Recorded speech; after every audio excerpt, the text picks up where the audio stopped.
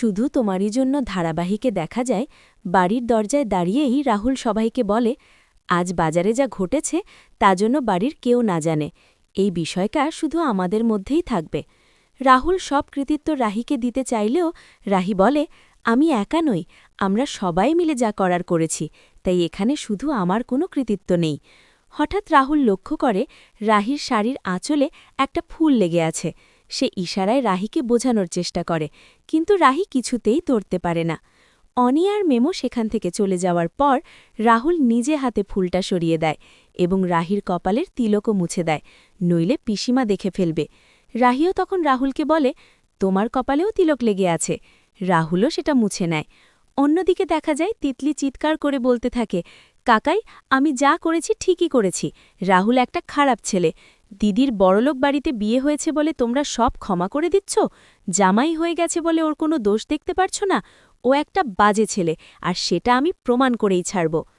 তিতলির মা রাগে ফেটে পড়েন এবং তিতলিকে ভালো মতো বকাঝকা করতে থাকেন। তবু তিতলি থামে না। একসময় তিতলির মা অসুস্থ হয়ে পড়েন। তিতলিকে ঘরে নিয়ে আটকে রাখা হয়, দরজা খোলা হয় না। তিতলি ভেতরে ছটপট করতে থাকে আর ভাবে, আমাকে বন্দি করে রাখলে, দাঁড়াও, মজা দেখাচ্ছি। এই বলে সে নিজেই নিজেকে আঘাত করে, নিজের মুখে মারে, নিজেকে রক্তাক্ত করে এবং পুলিশে ফোন করে। এদিকে ডাক্তার আসেন তিতলিদের বাড়িতে। তিতলির মাকে পরীক্ষা করে জানান প্রেশার বেশ বেড়ে গেছে, আপাতত পূর্ণ বিশ্রামে থাকতে হবে। মানসিক চাপের কারণেই এমনটা হয়েছে বলে মনে হচ্ছে। অন্যদিকে রায়চৌধুরী বাড়িতে প্রবেশ করে রাহুল আর রাহি।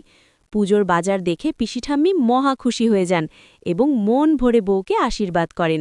রাহি পিসিমাকে বলে, পিসিমা, বাজার পছন্দ হয়েছে?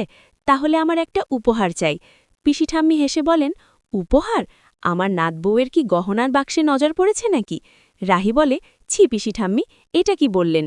ওসব গহনা আমার দরকার নেই, অত ভারী গহনা বহন করার যোগ্যতাও আমার হয়নি। আমি যা চাইব আপনি দেবেন তো? কথা দিন। পিসিমা বলেন, ঠিক আছে, বলো, যা চাও দেব। রাহি বলে, মা যাতে পুজোয় আসতে পারেন সেই অনুমতি দিন। আপনি একবার বললেই মা আসবেন, আমি জানি। রাহুল ভাবতে থাকে, সত্যিই কি রাহি চায় মা পুজোয় আসুক? পিসিঠাম্মি খুশি হয়ে বলেন, ঠিক আছে নাতবউ, তুমি যখন চাইলে বড় বৌমা পুজোয় আসুক। তবে একটাই শর্ত, বড় বৌমাকে রাজি করিয়ে তোমাকেই নিয়ে আসতে হবে, নইলে আমি একাই পুজো করব। কিন্তু এই কঠিন কাজটা কি রাহি পারবে? রাহি নিজেও বুঝতে পারে না। এরপর দেখা যায় রাহুল, রাহি, মেমা, অনি সবাই মিলে রাহুলের মায়ের ঘরের দরজার বাইরে দাঁড়িয়ে ডাকছে, কিন্তু দরজা খোলার নাম নেই। একসময় রাহুল আবেগের সাথে বলে, মা, আমার খুব খিদে পেয়েছে, তুমি কি বাইরে আসবে না? আমাকে একটু খেতেও দেবে না? রাহুলের মা তখন দরজা খুলে বাইরে আসেন। সবাই ভেতরে ঢুকে মাকে অনুরোধ করতে থাকে। রাহি বলে, মা, আপনি চলুন, আপনি না গেলে আমি এক পাও নড়ব না। রাহুলের মা রাগে চিৎকার করে বলেন, নাটক হচ্ছে এখানে, তুমি মনে করছো ড্রামা করলে আমি বিশ্বাস করব? রাহুলের বাবা ভেতরে এসে বলেন, কনক, কেন এই ঝামেলা করছো? তুমি তো এমন নও, তোমার ছেলে মেয়ে বৌমা সবাই ডাকছে। রাহুলের মা চিৎকার করে বলেন, আমি বৌমা হিসেবে মানি না। আমার ছেলে কি পছন্দ করে বিয়ে করেছে? না, তাহলে মানব কেন? শুনেই পিসিমা চমকে উঠে বলেন, কি কি বললে? ছেলে পছন্দ করেনি মানে? ভুলু বলেছিল এটা লাভ ম্যারেজ, তাই এত তাড়াতাড়ি বিয়ে হয়ে গেছে। এসবের মানে কি? রাহুলের বাবা পিসিমাকে শান্ত করতে বলেন, পিসিমা, আসলে বাবাই দুজনের বিয়ে ঠিক করেছেন, তাড়াহুড়োই তোমাকে বলা হয়নি, তাই মিথ্যে বলা হয়েছিল। পিসিমা রাগে বলেন, ভুলু আমাকে মিথ্যে বলেছে? ওকে আজ মজা দেখাবই। রাহুলের বাবা বলেন, কিন্তু পিসিমা, ভুলু তো দেশের বাড়ি চলে গেছে। পিসিমা বলেন, তাহলে চল রাজীব, দেশের বাড়িতেই যেতে হবে, ভুলুকে এবার শিক্ষা দিয়েই ছাড়ব। বলেই পিসিঠাম্মি সেখান থেকে চলে যান। অন্যদিকে তিতলির ফোন পেয়ে পুলিশ দত্তবাড়িতে হাজির হয়। রাহির বাবাকে বলে, আপনাদের বিরুদ্ধে অভিযোগ এসেছে, আপনার মেয়ে তিতলি দত্ত অত্যাচারের অভিযোগ করেছে, তাকে নাকি ঘরে বন্দি করে মারধর করা হচ্ছে। তিতলি প্রাপ্তবয়স্ক, তার উপর এরকম আচরণ চলবে না।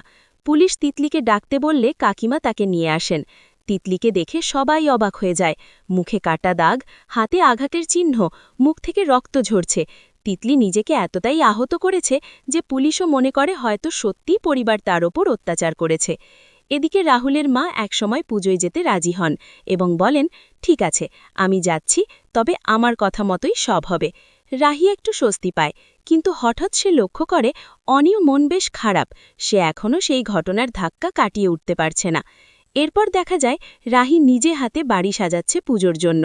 অনিকে ডাকে, কিন্তু অনি আসে না। রাহুল ফোনে ব্যস্ত, সাজসজ্জার লোকজনের সাথে কথা বলছে। অনির মন ভালো করতে রাহি তাকে বলে, চলো আমরা আলপনা দিই, বলেই একটা হাসি মুখের আলপনা এঁকে দেয়। সেটা দেখে অনি হেসে ফলে। দুজনে মিলে হাসি হাসিতে মেতে ওঠে। অনি বলে, বৌদি, ভাই তোমাকে যতই রাগী মনে করুক, তুমি কিন্তু বেশ মজার মানুষ। রাহি হেসে বলে, কি করব বলো, রাগী ভাব না দেখালে কেউ ভয় পাবে না। দুজনের এই হাসির দৃশ্য রাহুল একটু দূরে দাঁড়িয়ে অবাক হয়ে দেখতে থাকে। রাহিকে দেখে সে মুগ্ধ হয়। রাহুলের বাবা পেছন থেকে দুজনকেই দেখেন। দুজনের মধ্যে ধীরে ধীরে যে ভালো লাগা জমে উঠছে তা তিনি বুঝতে পারেন। মনে মনে ভাবেন, দুজনকে মিলিয়ে দিয়ে আমি ভুল করিনি, বরং ভালোই করেছি। তো বন্ধুরা, তোমরাও কি চাও এভাবেই জমে উঠুক রাহুল আর রাহির প্রেম? কমেন্ট করে জানাতে ভুলো না।